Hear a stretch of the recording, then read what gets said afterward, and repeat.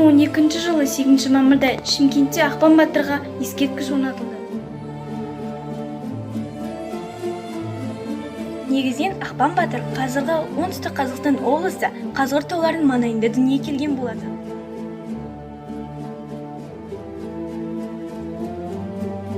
Тарихқа сыртқы жаулардан қазақ халқын азат етуші батырлардың бірі болып енді.